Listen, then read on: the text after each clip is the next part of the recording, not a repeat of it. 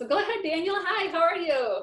Thank you so much, Tracy, and honored to be supporting the Coalition for Schools Educating Mindfully.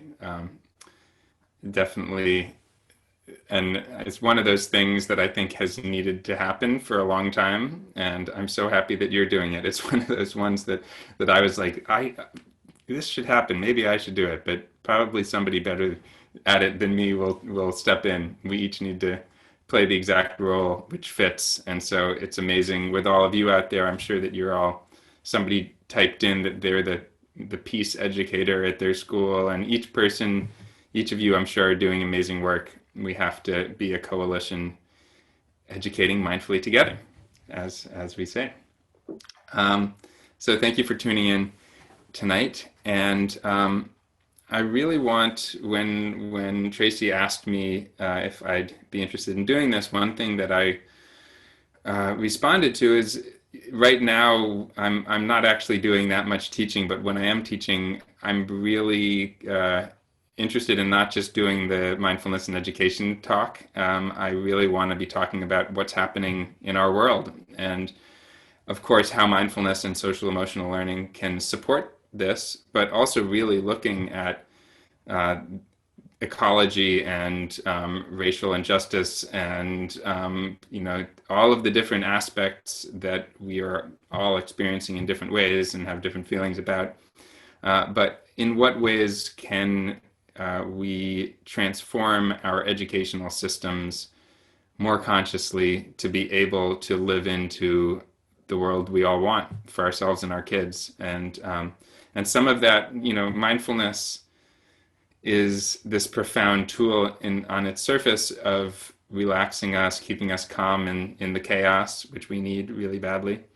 But at its deepest level, it's a very radical practice. It makes us profoundly question our own awareness, our own thoughts, and also question the systems that we live in. So for me, it's really necessary right now. What I'm going to go into in a little bit is what I call the 3 R's of mindfulness. And the first of those is around regulation, relaxation, around what we all and what our kids need in the midst of a pandemic and social unrest. I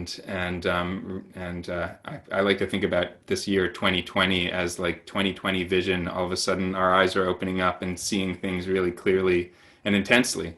I personally, I'm in New York at the moment, though I live in California, and I'm in New York because the threat of getting on a plane was less than living. I've got a 10-month-old baby, and we were living in really toxic smoke, and there was a massive fire 5 miles from our house. And, we needed to make big decisions. And I think we're all needing to make big decisions right now around opening our eyes to what's happening in our world in a way that sometimes we can be asleep to until they knock on our door or they're burning 5 miles down the road.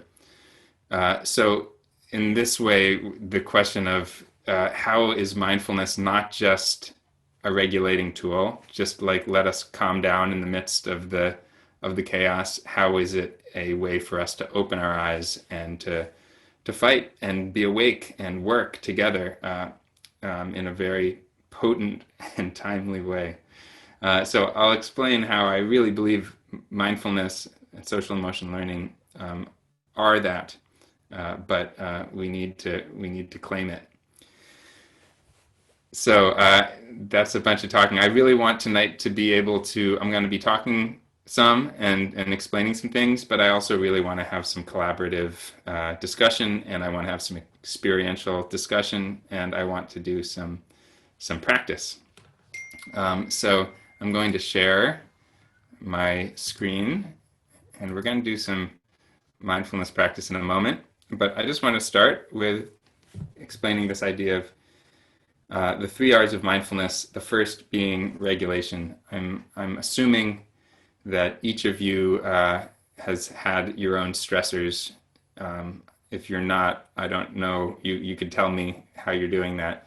But I would actually love for you to maybe just type into the chat bar what have you been doing right now and in the last 6 months to work with the stresses of, teaching with kids at home, or your own anxiety, or all of the stresses that we have. What have been your practices? And sometimes, sitting practicing mindfulness is great, but maybe you're going in the garden, maybe you're taking walks, maybe you're tell us what you're doing.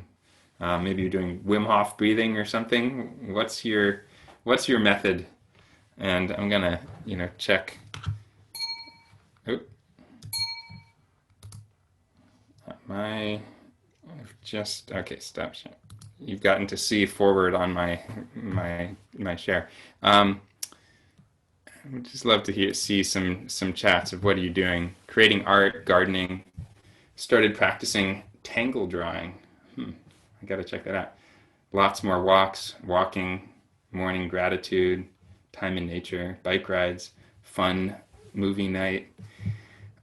For me, it's really important when we're talking about mindfulness to recognize how mindfulness in its mindfulness-based stress reduction form, which is profound, is a very narrow understanding of mindfulness, right? For me, time in nature is mindfulness par excellence. Art, creativity, taking walks, teaching group fitness, taking dance. All of these things are profound meditations, things that get us into our body, into our hearts. And every single culture has different forms of basically mindfulness being how are we becoming present in this moment, in our bodies, in our emotions, in our awareness, to what's around us, to what's inside of us. And there's a million ways to do that. And so it's easy for us to get stuck in a cultural idea of what that means, or a specific idea. And I was in Germany a little while ago, and I actually I got to teach with John Kabat-Zinn a thing about mindfulness and education, and he had to leave early. And somebody after he left asked me when I was trained in mindfulness-based stress reduction, and I said, actually, I've never been trained in it. And they were all shocked. In Germany, like, if you have to do MBSR in order to be a mindfulness teacher, they were shocked, and they were like, how can you teach mindfulness without that? And I was tried to explain that mindfulness looks a million different ways. Obviously, John had the supports me enough to have been teaching with me. We can look a lot of different ways, and it's really important to understand for each of us to teach from our own presence, for us to practice whatever speaks to us. So what I would love for us to do is to start again with our own practice. I'm going to share this screen again and try to go back. Sorry. So how here are you right now? What do you need to be more here? This is a practice I very often do with students, and it's on some level a regulation practice, because we're trying to corral our awareness back into our bodies.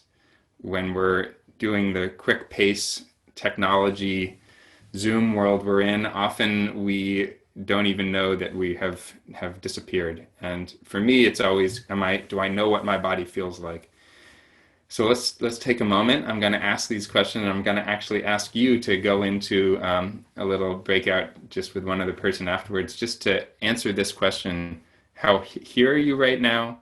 And what do you need to be more here? I do this with students often, and they often give like a percentage. It's like, I'm about 20% here right now. Some will say 90%. And then, what's helpful is, for me, I always ask them, you can say, why are you here right now? And you can actually say why. So you can say, I'm 20% here right now because my kid's in the other room and they're making a mess. I know it. And I'm trying to breathe. I'm trying to become more here. And you might say, the other person would say to you, what do you need to be more here? And you might say, I'm actually going to take a minute and just go in and check and make sure everything's fine in there, and tell them to, please mindfully be a little more quiet. Or whatever, I need to take a breath, or I need to do some of my vacuum breaths, or whatever it is that I need to do to become more present. It's amazing for me when I do this in a classroom, because I'll have, a bunch of kids saying, yeah, I'm 80, 90%. And then there'll be a few kids saying, I'm 10% present because I didn't sleep last night, because my dad was sick, and and for me, all of a sudden, I'm like, wow, how could I have gone through this class without knowing what was going on with this kid? And I would have been like annoyed that they weren't paying attention when really, oh yeah, of course they're not able to pay attention right now. So it's actually reading the attentional space in the room, so you can be really attentive to what's needed, and they can actually self-regulate by asking for what they need, because they might say, yeah, before we start, can I go sit for a moment or take a walk? So let's all find a comfortable position, and we'll just practice for a few minutes. Um, and you're going to be asking yourself this question: how here am I right now? If it's comfortable for you, you can let your eyes close. And just see if you can ask yourself this question: how here am I right now? How present am I in my body?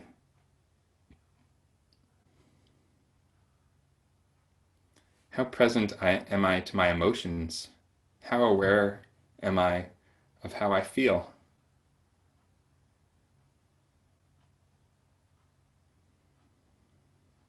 How present am I to my breath? How do you even know that you're breathing? How do you know that you're breathing?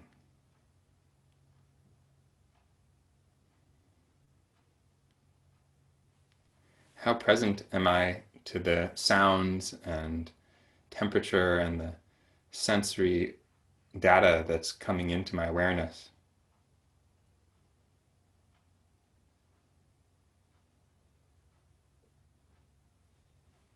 And see if you can just let your awareness be very open. And as much as possible, just see if you can rest into your body, rest into your emotions, rest into the sensations around you. And simultaneously notice how often your mind pulls you out. See if you can anchor your awareness in your breath and your body, in the physical experience.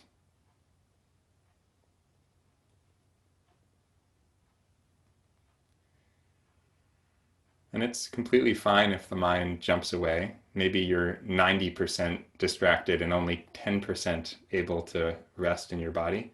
And that's fine. Just see if you can be aware of that. Every time you touch down back into the body, see if you can kind of rest in it for a moment and extend it. And then when the mind pops out, just see if you can notice it again and again.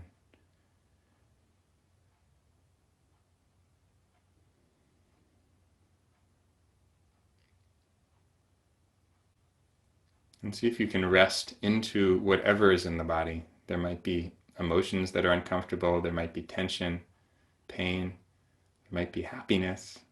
You might smell things, you might taste things. See if you can just rest into it, like soaking into a hot tub.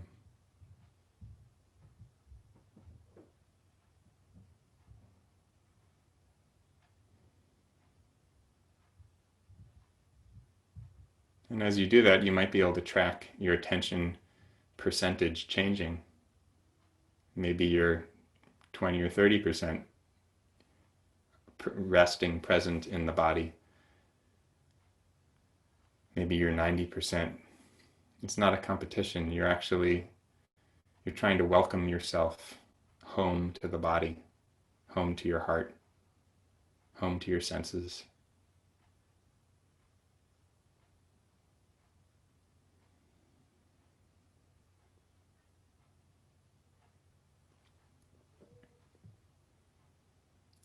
And if there's any part of you that keeps getting distracted, keeps jumping away, maybe there's a tension or a stress, see if you can kind of turn towards that part of yourself, the part of you that maybe is fidgety, maybe doesn't want to be sitting here, and see if you can ask that part of yourself, what do you need in order to to let me be present for this call tonight? What would help to have you relax more? And see if this part of you can answer. What does this fidgety part need? The stressed parts, the distracted parts?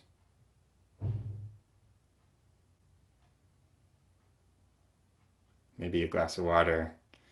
Maybe they just want your attention.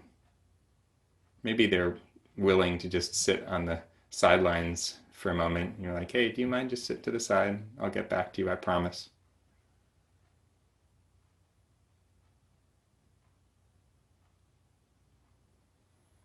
And see if you can ask this part of you what it needs, and if it can gently sit to the side with your promise that you'll get back to it. And just taking a few more breaths, seeing if you can rest into the body, into awareness.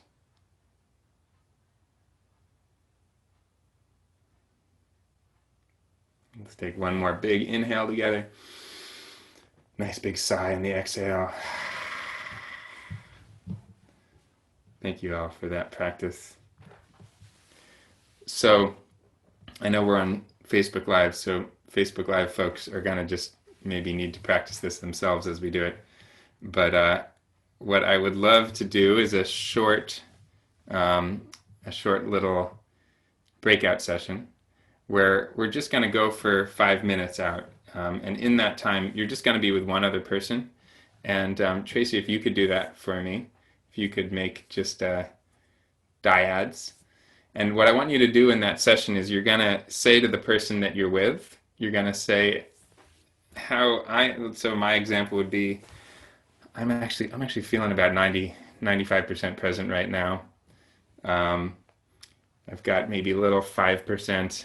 I hear my little 10-month-old squealing out the window with his grandma and my wife. So it's a kind of happy distraction.